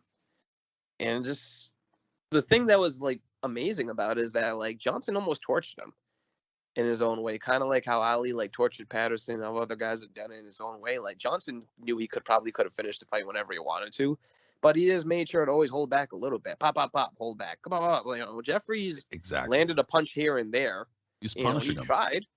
He was a strong guy and he was tough. And obviously Jeffries was always known for how much punishment he could take. So he was able to take it. But Johnson was just, all the times everything he did, he just showed he was in complete control. Even when Jeffries was on the attack, Johnson would still show him that he was in control. The way he would clinch him and move him back to show he was stronger than him. The way he would still hit him with uppercuts and body shots and other stuff on the inside, just slicing him up, chopping him up, controlling him. Like Jeffries couldn't do a thing and he knew he was screwed. And it was just a matter of whenever Johnson really wanted to end it, finally that's when he put on the flurry to stop it. One of the craziest things, well, first of all, it sucks that there's not more video of everything that went down, just because it would have been great to watch like twice a week just for your soul, but fucking noodle soup for the soul right there. But what's crazy to me is that you had John L. Sullivan, so they weren't all in James Jeffries' corner like during the fight, but they had all come by his training camp to show him support. They all publicly supported him at one time or another. You had Joe Koyanski, you had John L. Sullivan, Jake Kilrain, Tommy Burns, James Corbett. You had all of these up until this point, up until 1910. That's like if you asked any boxing pundit or whatever, those were the greatest heavyweights. Yeah, that was the cream of the crop. Yep. All of them. And every single one of them was in attendance. And every single one of them was there supporting James Jeffries. And every single one of them got basically a front row seat to Jack Johnson whooping that ass. And they all knew there was nothing they can do about it. Nothing. And just had to sit there watching it. While he grinned with his gold teeth, staring at them, smiling the whole time, talking shit. I'm not saying Jack Johnson's beyond reproach. I'm just saying that that's fucking hilarious. Yeah. Yeah. It's It's one of those incredible moments, man. It's one of the most incredible moments in boxing history, and hopefully the site. I'm not sure if they don't even know what the exact location is of the site in Reno. I know that talking to Terry and Tommy Lane, who organized an event that reunited relatives of Johnson and Jeffries over a decade ago, I think it was, in Reno. I'm not sure. I think there's still him and others are still trying to find out the exact location of where the fight took place in Reno. Yeah. Yeah, I mean, like we were just talking about a little bit ago, the trouble that you had to go through in order to just attend a fight or Well, in the order to fight put wasn't even on a supposed to fight. be in Reno originally. Right. It was supposed to be in California, and then under moral grounds and people coming up saying, but Tex Rickard, because he was a smart dude, he moved it quick. And it's not like Reno would have been a tiny, tiny place at this point, but it was a lot smaller than it is now. And so, and even now, Reno's has a lot of like chaparral and desert and shit. So who knows where it could have been? It could have been a lot of places. Exactly, but then at that point, it was the biggest fight in boxing history, and at this point, over 100 years later, it still remains one of the most important fights in boxing history and just in sports history in general, or just in history. Like it terms as a big moment, when an African American, a black man, can come up and win a major fight on the 4th of July in racist America, and what he had to pull off and what he had to go through to do that, and to take their champion and one of the most dominating performances up until that time too, a complete domination of who people looked upon at that point as the greatest fighter of all time. Because the heavyweight champion at that point still was looked upon as maybe the GOAT, right? Even though you had at that point you had Joe Gans, you had George Dixon, you had other lightweight fighters who probably should have held that reign to that title. Everyone was still looked upon, the John L. Sullivan type, the hero to America. And Jim Jeffries at that point was no one was bigger or stronger or crazier. And I mean, he had the resume to prove it, man. He got his ass kicked completely against Bob Fitzsimmons twice before he roared back to stop him. Jim Corbett was outboxing him like it was nothing before he got knocked out, and then he beat him in a rematch. Like, Jim Jeffries had proved his mettle, even though he had a short amount of fights in his career. He had proved his mettle as being the man, and strong as a bear. So, for a guy like Jack Johnson to completely dismantle him the way he was absolutely, incredible. And not that I want to focus on it, but I feel like if you bring up this fight, you can't like get away from it. And that's that in the aftermath. Oh, of course. Yeah. Also with everything that went down with yeah. Sure. Unfortunately, in several cities around the U.S., there were racial attacks on usually young black men who were celebrating or even talking about the result. I know that in one city, a younger black man was like yanked from a bus and shot.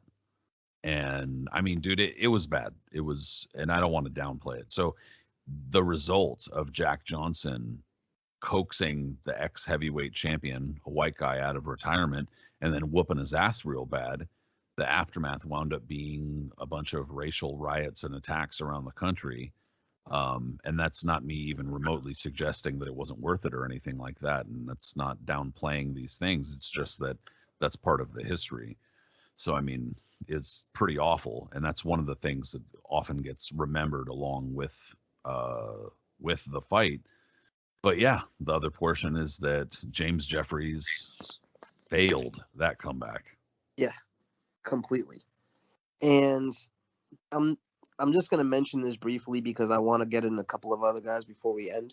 But the other heavyweight that you can throw in for those failed comebacks, but luckily it didn't end up as bad as his nemesis Muhammad Ali. You got to mention Joe Frazier, because during that same time, everyone around the late 70s, yeah, exactly.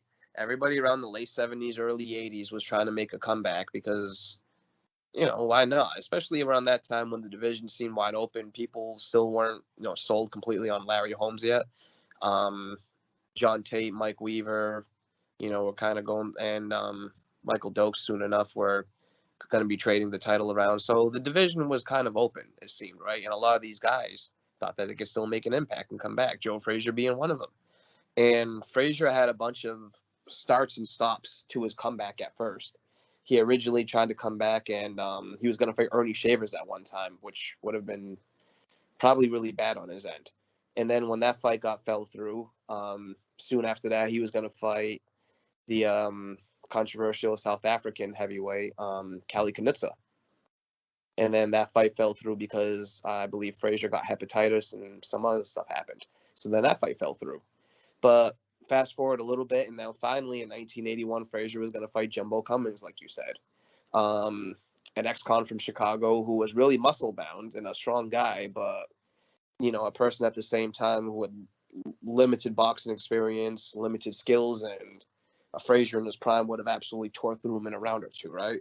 But instead, he just, in a fight that was pretty sad to watch, and again, you can find it on YouTube. Frazier is just a shell of his former self and goes through the motions and got a lucky 10-round draw out of it.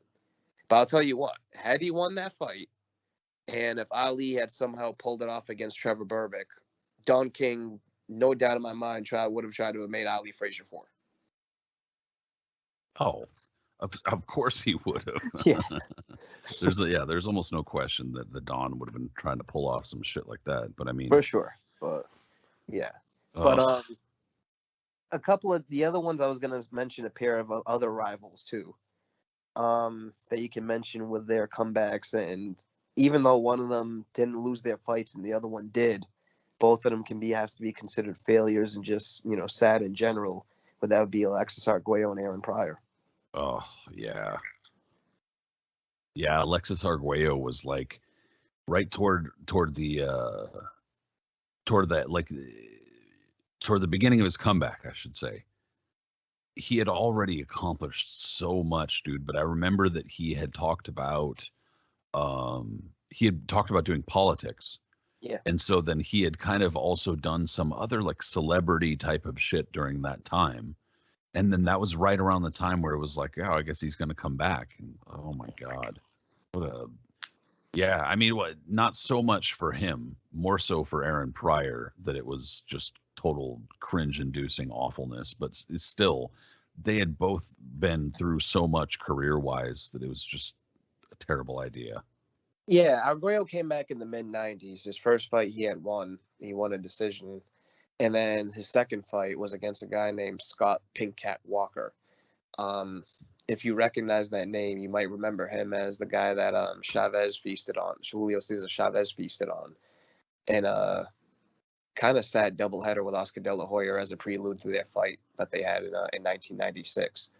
And, but, Arguello, even though he lost the decision to Walker, he wasn't really injured, and he had all of his faculties intact up until, his premature death.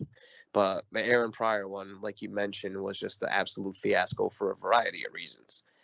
Pryor was during the 80s, and his crack use and drug use and just in general was exploded at that time, and Pryor just had no business being in the ring. Not only that, Pryor had cataracts, he had really bad eye issues, and he was legally blind in one eye. But that didn't stop people from still being able to exploit him and bringing him back to the ring. And he still had 2 fights in the early 90s, in 1990. There's always going to be somebody around looking to cash in on an old fighter with a name, Yeah, that was, we mentioned her name on this show before, but that was Diana Lewis was her name, Yeah. She just even looks like scumbaggy in the photos. Yes, completely. There's this one photo I've seen in Ring Magazine years ago when remember how at the back of the issue they would always like run an old article? Yeah. Yeah. They ran one about that one. And there's a photo of her with like that blonde hair and that skin, and she's given with this stupid grin a thumbs up, like to somebody, And she said she was going to be the face of Wisconsin boxing, whatever the hell that even means. And it's just like she's like defiant. Like it's like she knows what the fuck she's doing, and she's just like, yeah, and like, bro. And to bring him back, and then she has the nerve to say, I'm doing this for the handicapped people and people that say that they can't get along, that they can't go through or they're being held back because of whatever. The man is blind in one eye. You have no business being in a boxing ring when you're blind in one eye, okay? And then she had the nerve to say some dumb shit, and her quote was, well, if he's blind in one eye, he still has another. Not for You know, long. I mean, fuck. exactly.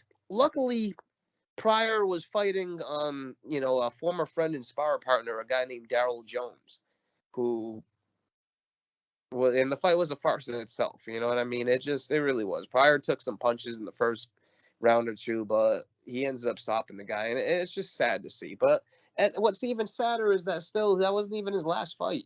All right, he ended up fighting again soon after that. I've never seen that his very last fight. I'm not even sure. I don't have any info on it, to be honest. But the Daryl Jones one, the only reason why I know so much about it is because there was a lot of, you know, there was a lot of news coverage on it when it came up in 1990 that Aaron Pryor was coming back, even though they knew he was blind in one eye and had no business being anywhere near a ring. And he still tried to come back in the mid 90s. After that, there was still always rumblings that Pryor was back in the gym and he was training and he wanted to fight Camacho and or Chavez.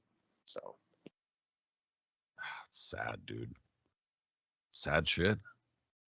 but this is what happens with these guys, man. And even when you see them at the Hall of Fame sometimes, and they're still young enough and you talk to them, you can still see it that they're thinking about, they'll tell you something, oh yeah, I'm still thinking about a comeback, or they want to, or whatever it may be. It never really leaves them. Just, Well, and, you know. well, and another guy who was, speaking of TV and comebacks, and he made two technically, and neither of them successful, although the first one was somewhat close. Ray Mancini. Yeah. Ray Mancini is another one who tried to come back against Hector Camacho in 1989 after retiring. Lost for the second time in a row to Livingston Bramble, and after that retired, and then came back a few years later to face Hector Camacho for the vacant WBO belt. Not exactly a shining, endorsement. Especially in for WBO. 1989, man. No one was. I think that was when the Yeah. WBO actually came Yep. around. 88 or 89. That might have been their inaugural title in that division. Absolutely. Had to have been. So, and then, comes back again a few years after that against Greg Haugen, which was just an awful idea. Yeah, that one's really sad. Because Haugen beat the hell out of him. At least Camacho was not much of a puncher, although, he was sharper, like 130, but 140, like by 140, he was not a big puncher, and he was, for the most part, pretty safe as far as that goes. But Greg Haugen was, natural at that weight. That was a bad idea. And Camacho was also at the height of his troubles at that point. That's true. He was going through a lot of stuff on the outside. He wasn't really concentrating on boxing, and yeah, he ran like a thief in that fight. But yeah, that's a great example. Mancini had a couple of off fights there, trying to make a comeback. We mentioned Carlos Zarate, who made a comeback after losing to Lupe Pintor, after losing his title to Lupe Pintor in a dubious decision. He made a comeback in the mid 80s, and for a while he ran up a long win streak just against random opponents. Nobody that was like really substantial that was going to give him like top contenders or anything, but still he still had a name, and that ended up getting him a few title fights near the end against guys like Jeff Fennick, who he lost a technical decision to for the I think WBC super bantamweight title or something, and then he ended up fighting Daniel Zaragoza, and that was the one where he got stopped, and that was his last fight of his career. Yep, that was Daniel Zaragoza putting his career to bed. El Raton. And Zaragoza was one guy, thankfully, once he retired after losing to Eric Morales. Yeah. He never came back. It was like, and thank goodness, because that was like about as clean a torch passing as you could get. Yeah, it was a beautiful thing to watch. I still like watching that. The way he goes down from that body shot and then looks up at Morales and just kind of waves to him like, you got me, kid. Yeah, like, all right, man, here you go, passing it to you. It was fantastic, and just an overlooked fighter overall. Oh, for sure. Even though he's in the Hall of Fame, he's not mentioned enough. No, not nearly enough. And I mean, I'll say it like every other show, dude. anytime a fighter accomplishes a shitload without having a whole lot of punching power, and he was definitely one of those fighters, he would like slap the shit out of you. Yeah. And there's a chance that like, if you slept on him, like if you were like, he can't hurt me, and he caught you with a good one, he might ding you up a little bit. But otherwise, he was not a puncher. And when a fighter is able to accomplish as much as he did without having much of a punch, dude, I just feel like you got to give him a little extra credit. But and regardless, his skin cut like ribbons too. So yeah, imagine that, skin cut like ribbons. Didn't really have a big puncher. Yeah, always getting fucked up. Yeah, and he was old for that time, for that division. He was really old. Like most people consider a really old man washed, and he was still turning back guys like a young Wayne McCullough who was undefeated. Zaragoza was the man. Yeah, and then you can't the post fight. You can't. Oh yeah, yeah. You can't. Zaragoza in Boston, man. Oh man, that shit was fantastic. Yeah, one of Wayne McCullough's crew members or somebody creeping up into the shot and rah rah rah, we won or some shit, and Larry just one-handed, get the fuck out of here. What a great late career resurgence he had. Oh Jesus. There's so many of those guys though, and it's really sad to see, but as long as there's boxing and as long as there's going to be promoters out there, people that are going to, command them to come in and watch them, it's going to happen. Yeah. It's sad if, do you get, for instance, the James Toney, right? Do you, get the Instagram ads for his profile like I do all the time? Because it's pretty annoying. Like, there's always an ad for his profile. It's just like a stupid photo of him as a little kid, and it says "Lights Out 1980" or "Lights Out" whatever, and it brings me to his profile. Oh no! But it's like a sponsored thing. No. But regardless of it, it brings me to his page, and he shows him signing the contract to fight Jeremy Williams, right? And Zab is in there, and there's some other people, and there's one idiot in the background. He yells out, "The champ is back!" And everyone starts clapping. I almost wanted to throw up hearing that.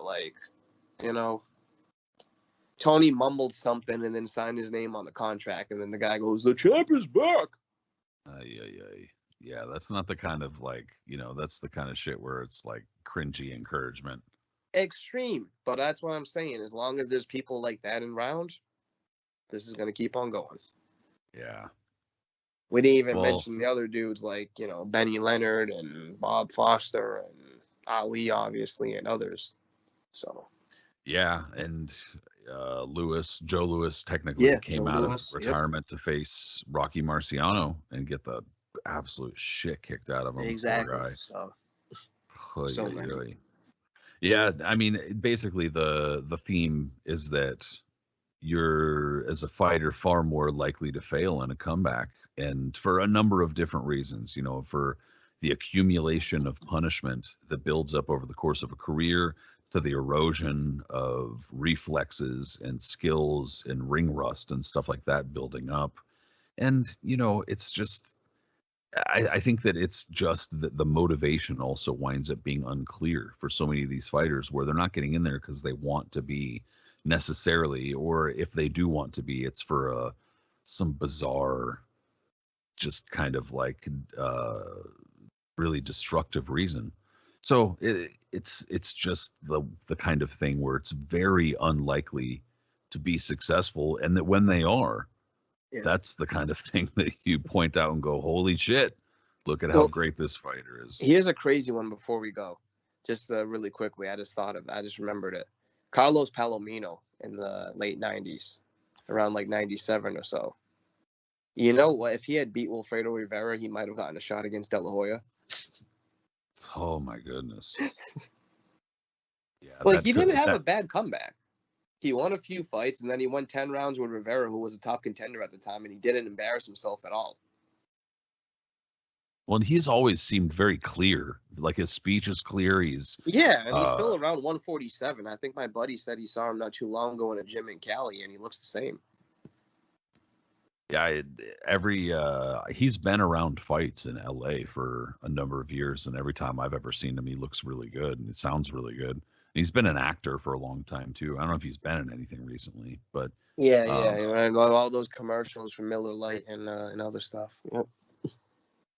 He was in a bunch of TV shows too, and actually, Who's the boss? I'm almost positive he was in a handful of movies, like big movies.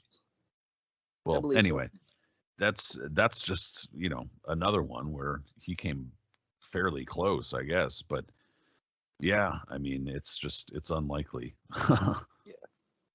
Well, in any case, I guess we'll pretty much wrap this up. And like I said, there's not really a whole lot going on this coming weekend, unfortunately. But beyond that, there should be some pretty good stuff, assuming, I'm crossing my fingers, assuming none of this shit gets failed on us, gets canceled on us, gets pandemicked on us. Should be good stuff coming up. But this past weekend, there was a lot of pretty good action. Some of it fun, some of it like absolutely terrible and will leave us with nightmares for many years to come. But I guess that's just combat sports, right, dude? I mean, that's what I'm about to say. If you're a boxing fan, you just got loads and loads and loads of them already. It is what it is. Well, Jay, I appreciate years you. of being a fan, then you're gonna have like loads of nightmares every day, whatever. Well, I appreciate you being willing to live the nightmare all the time, and I appreciate you also doing another show with me, man. Absolutely, man. It's always a blast. Well, everybody, thank you so much for listening in. We very much appreciate it. Until next time, do us a favor, and if you're on Twitter, for instance, follow Aris Pina at Punch Zone Aris. Follow me, Patrick Connor, at Patrick M. Connor. Head on over to Facebook and give the Knuckles and Gloves Boxing Radio page a follow, a like, whatever it is that is now. And also, if you head on over to however it is you listen to podcasts, whatever app it is, subscribe to the show, give us a rating. That's it, man. Aris, I'll talk to you soon. Talk soon, my man. Always a pleasure. Later. For sure. Later, everybody.